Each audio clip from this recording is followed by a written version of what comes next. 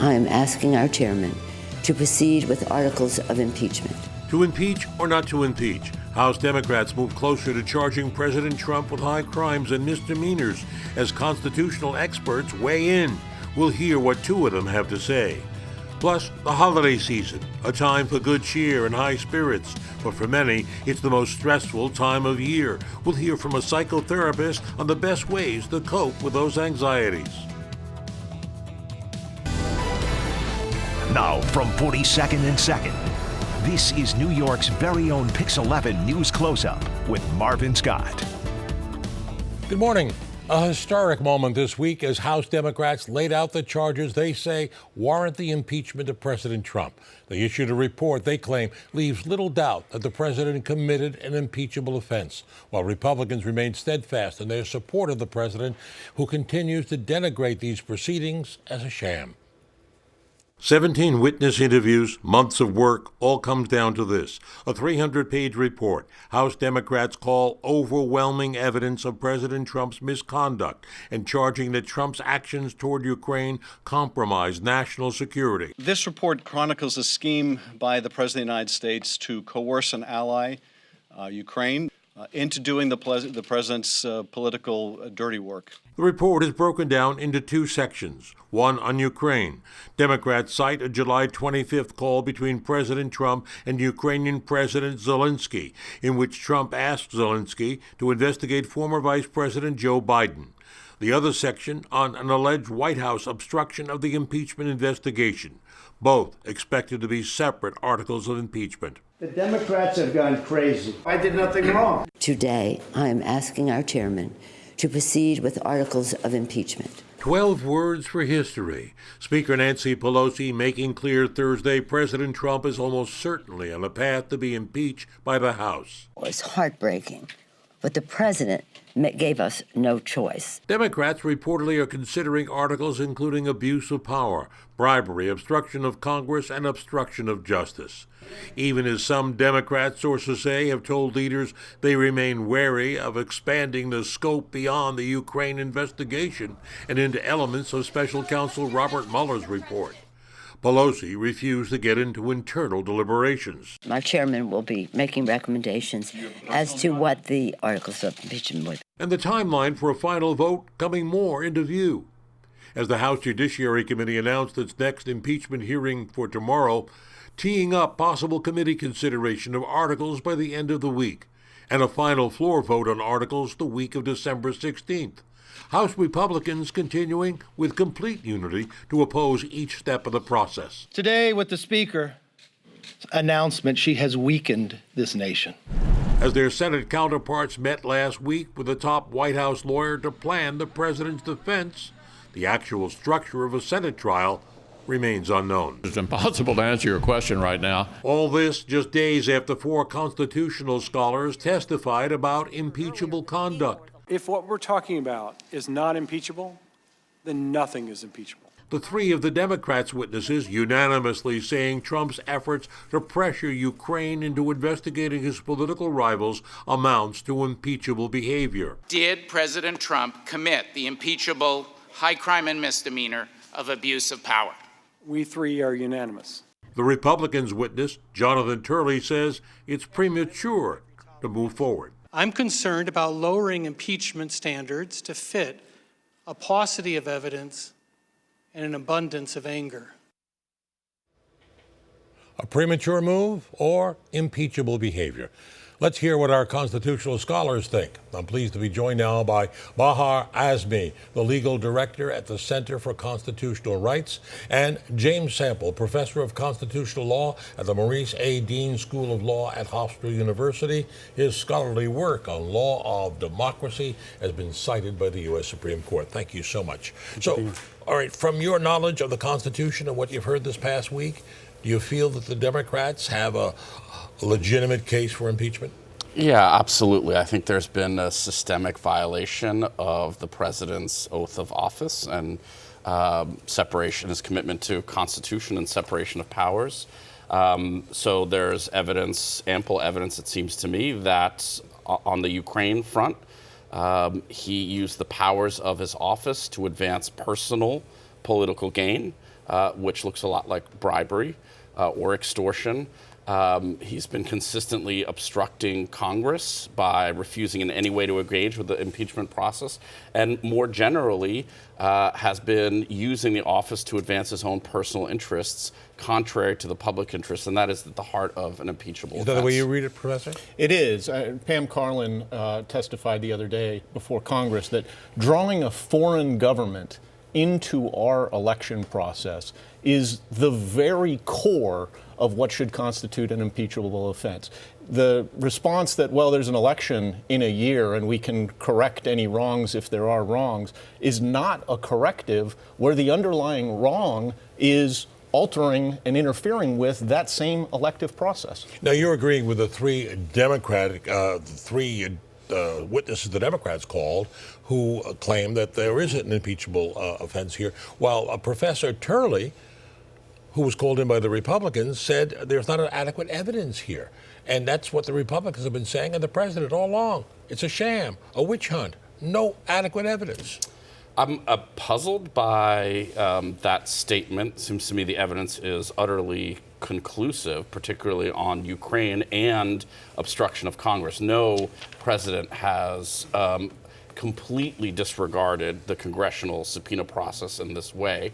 I do think one part of Professor Turley's analysis is one could wait a little bit longer to let the judicial process play out, because of course the Democrats are trying to use the courts to compel testimony from Trump officials who otherwise are supposed to comply with congressional process. So I think part of his point is we could take longer and get more evidence, but from my perspective, and would certainly agree with the three scholars who appeared, who are very renowned, there's enough evidence, and this is a serious crime. Now, the Constitution says a president can remove for crimes, high crimes and misdemeanors, treason, bribery, but it doesn't set the framework, really, for the evidence of proof beyond a reasonable doubt, as we have in our judicial system. Is that correct? That is correct, and famously, the Supreme Court has held that what constitutes a high crime and misdemeanor for impeachment purposes is a political question. It is whatever the House decides to charge in the articles and whatever the Senate decides to convict on or not. But with respect to Professor Turley's comment, as Mahar said, it is remarkable to criticize the Democrats on the one hand for a thin evidentiary record, when at the very same time, the first-hand witnesses, Mike Pompeo, Mick Mulvaney, Rudy Giuliani, John Bolton, are witnesses who are not being heard from precisely because the president doesn't want them to be heard. Now, at the heart of this whole thing is the quid pro quo. Quid pro quo. Whether there was or was not. The president says there was no quid pro quo here. And how does the Constitution provide for that?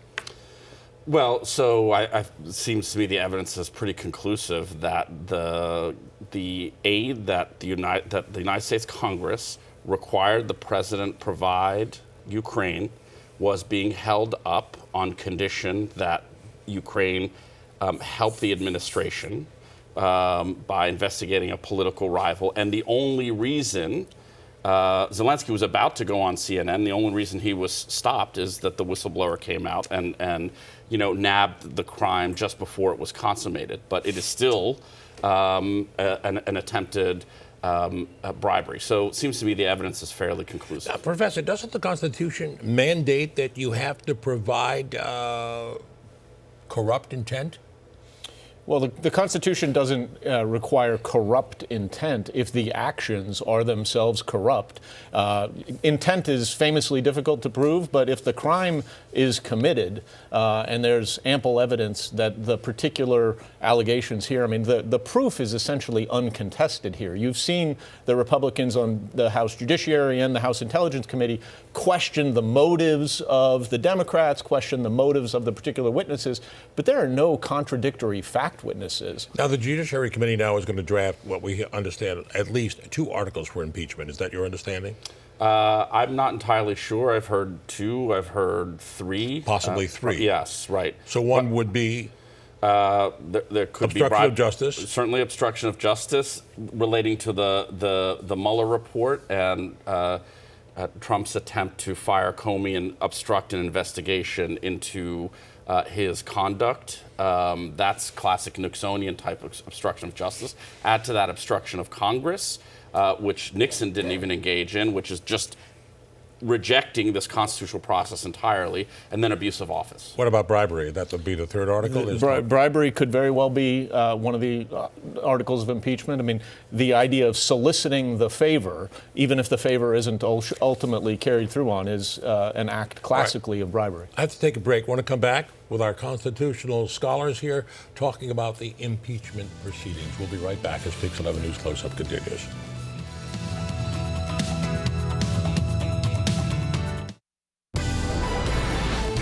You're watching New York's very own Pix 11 News Close-Up with Marvin Scott. Back now with our nonpartisan constitutional scholars, Bahar Azmi of the Constitution and Rights and Professor James Sample of Hofstra University. The Constitution, it calls for the procedures, but it doesn't lay out exactly how the House has to go about the impeachment. Is that correct? Sure. The Constitution gives basically carte blanche prerogative to the House of Representatives to draw up the articles and to go through the investigative process. And it gives similar carte blanche authority to the Senate to conduct a trial. And so the Senate has the opportunity and obligation to set up the procedure that they want to set up. Now, previously, it was a House vote to go ahead with the impeachment inquiry and the proceedings. In this case, the Speaker assigned it to 3 committees before it went to Judiciary. This is a departure from previous impeachment. Well, and that's just an indication that the House has that prerogative. And Speaker Pelosi has really maintained, I think, a fairly tight rein on this process. Now, it goes forward now. It needs a simple majority vote in the House to impeach, which is like an indictment, and then it gets sent to the Senate for the trial. Now, 431 members of the House needs a simple majority of 216, and considering the 233 Democrats. Yeah, and it sounds like the Democrats will vote out in articles of impeachment. Yeah, they have. Then it goes on to the Senate. That's right. And the Chief Justice.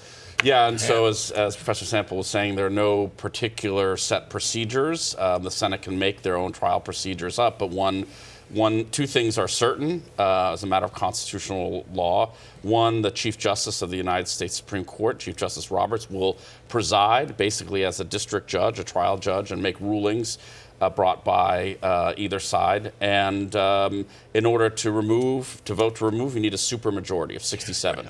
Let me ask you this, Professor. Could the Senate refuse to hold a trial?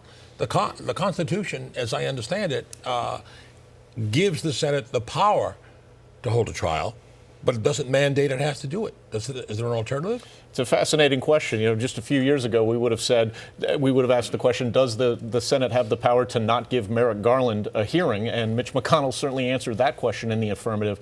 I think here, if articles were voted out by the House, the Senate would be inclined at the very least to have a truncated trial and a vote in order to give Mitch McConnell indicated he would go along with that. Yes. Yeah. I think so. Now, could they come up with some recommendation short of removal from office? A censure? Well, if you are Pollyannish and believe in this day and age of tribalism that bipartisanship is possible, maybe there is a compromise on the table where you could get Democrats and Republicans to go along with a censure along the lines of saying that what the president did here was untoward, unacceptable, and maybe not impeachable. Now, this will only be the 3rd time a president is impeached. Of course, there were 4 proceedings, but Richard Nixon resigned before they completed that. Do you find any contrast, any parallels between these past impeachments of Andrew Johnson and also Bill Clinton? Well, certainly the past impeachments were idiosyncratic in terms of the factors. I mean, there were a lot of reasons to revile Andrew Johnson, but he was actually impeached on grounds of the Tenure of Office Act, which is a very sort of technical matter. Bill Clinton's impeachment, obviously, was on a very unique matter involving the Monica Lewinsky scandal and so forth, and Watergate is idiosyncratic as well. So I think what is similar to the Bill Clinton impeachment proceedings is that we are dealing with a process that at this point has been extraordinarily defined by partisanship. Yeah, and I see some parallels to the Nixon proceeding. Of course, that involved, a sort of 2-bit burglary scheme to identify information around Democratic strategy for re-election, and then a cover-up by the Nixon administration. This feels like Watergate on steroids.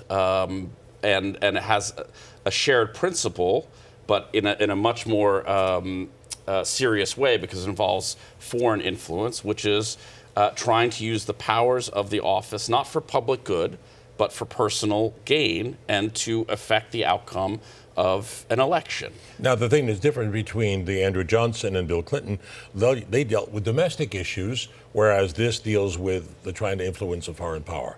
Yeah, and then Bill Clinton technically was impeached about sort of lying as part of a judicial proceeding, as compared to the Clinton affair, the Trump's effort to evade the congressional oversight and rejects the very idea of constitutional oversight by another branch of government is dangerous. And when the president assumes that kind of power all to himself and rejects other constitutional checks and balances, that strikes at the kind of abuse of power I think the framers were concerned of. Now, we're taping this program Friday morning. The president has until the end of today to respond as to whether he will cooperate, whether he will testify or have his counsel testify at this hearing. What's your expectation? Well, he's been trying to delegitimize the process the whole time, and it strikes me that they don't have all that much evidentiary foundation on their side, so I expect he won't participate. So this would lead me to the obstruction of Congress, because he's tried to block people from responding to subpoenas. Does the Constitution provide anything for those who don't respond to the subpoena? Well, the Congress, if you don't respond to a congressional subpoena, Congress can, in fact, subpoena literally means under penalty of law, and Congress can enforce that. Now, we are in, to a certain degree, uncharted territory because the scope of the non-compliance is so great and at such an extraordinarily high level of government that we are facing almost a tete-a-tete situation. So, constitutional scholars, looking at the Constitution and the way you see the facts are out there now, your expectation of the Congress, of the House, and its proceedings in the next couple of weeks?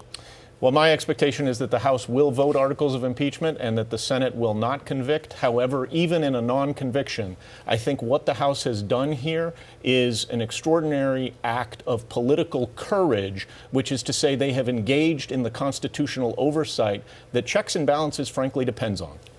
I completely agree with the expectation and the notion. I think Speaker Pelosi said it best. It's not exactly a choice. I think they're acting on their constitutional duty because there are such grave abuses by one individual occupying one of the most powerful offices in the world to abuse our constitutional system. Bahar Azmi from the Center of Constitutional Rights, thank you. And Professor James Sample, Hofstra University, thank you for your insight. And I'm sure we'll have you back here in the weeks ahead as this story continues to play out. We're going to take a break now. Be right back. Talk about holiday stress and how to cope with it.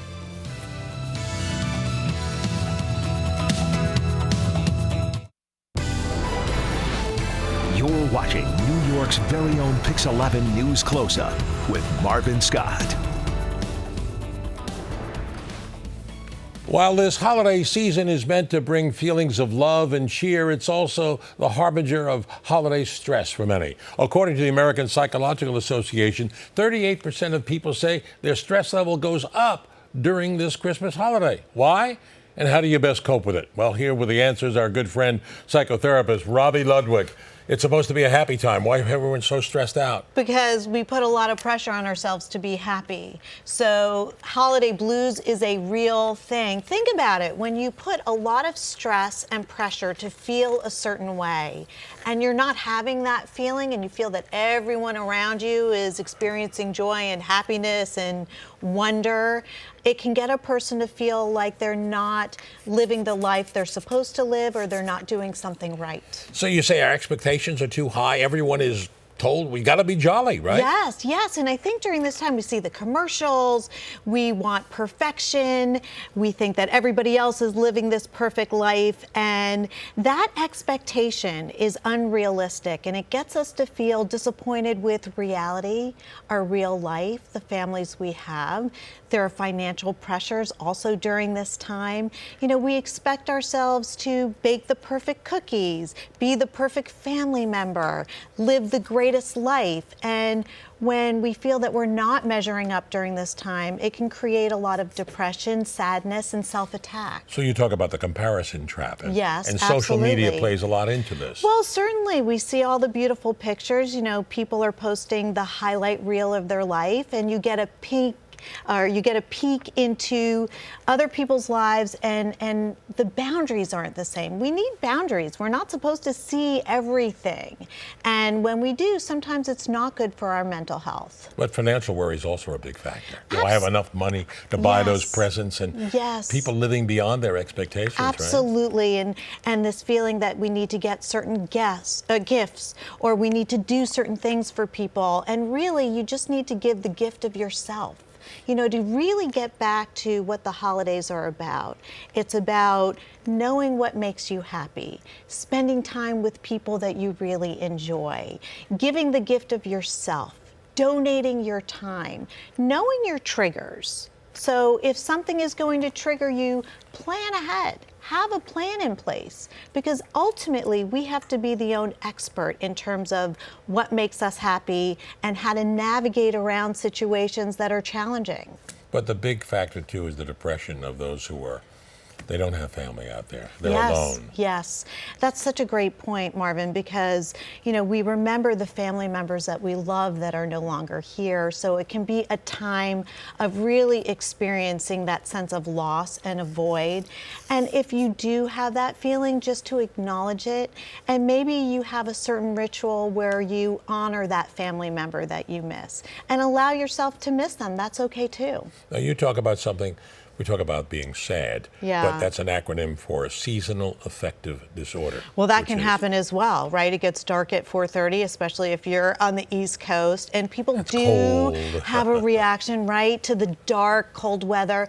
Get out in the sunlight whenever you can, and during this time, it's really important to take care of your health, your physical health. Make sure you're exercising. Make sure you're eating well. Make sure that you're really mindful of not drinking too much, not overdoing it, that you're getting enough sleep. All of this factors into how we feel. There's no separation between physical and mental health. They're all connected. It's important to be smart with holiday eating and drinking. Yes. I just read somewhere that it could take you 6 months to lose the weight you gained over the holidays. So try to avoid it in the first place. It becomes your New Year's resolution. Yeah, exactly. Right? Yes. All right, but it's important too, particularly if you're not surrounded by family and friends, to get out there and join a community event or go to your church or wherever, just to be around with people. Connected. That's right. I mean, give to somebody else. It's amazing how good you can feel when you donate your time to a homeless shelter, to an animal shelter, to visiting the elderly, to making use out of what you can be grateful for and what you have to give. That's free. But also you talk about health. Breathe. Breathe. Take in the fresh air. Yes. Yes. Take a moment to breathe for yourself, even when you're upset with somebody. Have the 5-second rule before you say anything, right? Instead of being highly reactive, be proactive. Remove yourself from a situation. I'm always happiest with the things I never said, because once you say them, you can't take them back. As my wife often says, give yourself a 5-second hug. Oh, you gotta love that. Good for Lori. She knows. Robi Ludwig, it's always a pleasure to have you with us, and for your certainly good suggestions how to get through this holiday. Thank you. Stress-free. Yes. And you have a great holiday. You as well. You as well. And good advice for all those folks out there. Yeah, Thanks for joining us. And that'll do it for our program this week. If you have any comments or wish to see the broadcast again, log on to our website, pix11.com/News Closeup. Up next, Greta Van Susteren and Full Court Press. I'm Marvin Scott. Thanks so much for joining us. Enjoy the rest of your Sunday, everyone.